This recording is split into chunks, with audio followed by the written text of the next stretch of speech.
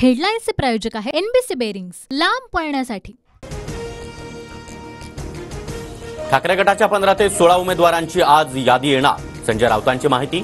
तर उद्धव ठाकरे आणि शरद पवार यांच्या बैठकीमध्ये जागा वाटपावर चर्चा, नाशिकच्या जागेवर दोन्ही गटाचा दावा।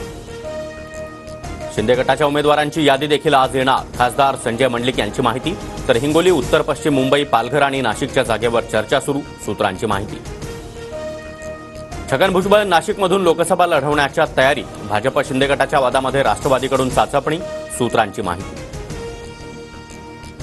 नाशिकमध्ये आमची ताकद जास्त, मात्र तिन्ही पक्ष मिळून निर्णय घेणार, युती असल्यावर चर्चेतून मार्ग निघतो, नाशिकमधील महायुतीच्या वादावर फडणवीसांची प्रतिक्रिया।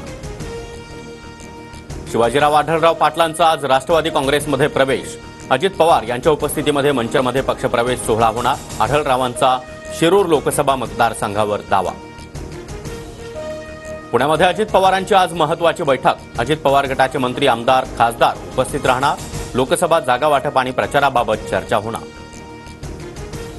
मंत्री सुधीर मुनगंटीवार चंद्रपूर लोकसभेसाठी आज उमेदवारी अर्ज भरणार, उपमुख्यमंत्री देवेंद्र फडणवीस, चंद्रशेखर बावनकुळे उपस्थित राहणार, तर गडचिरोलीमधून अशोक नेते अर्ज करणार।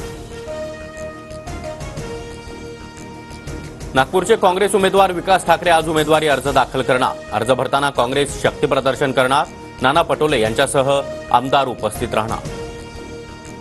मुख्यमंत्री एकनाथ शिंदे आणि बच्चू कडू यांच्यामध्ये आज बैठकीची शक्यता, मुख्यमंत्र्यांनी फोन करून बच्चू कडूंना बोलावल्याची माहिती।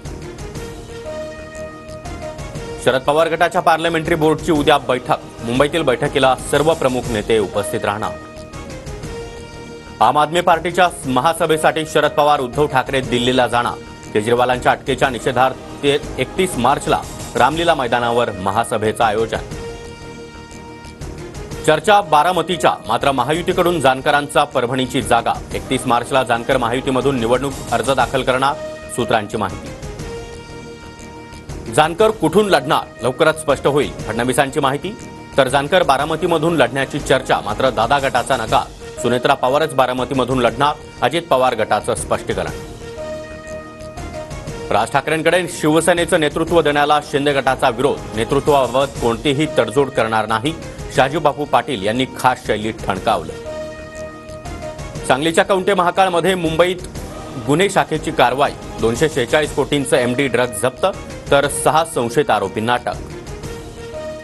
हेडलाईन्सचे प्रायोजक आहे एनबीसी बेरिंग्स, लांब पळण्यासाठी।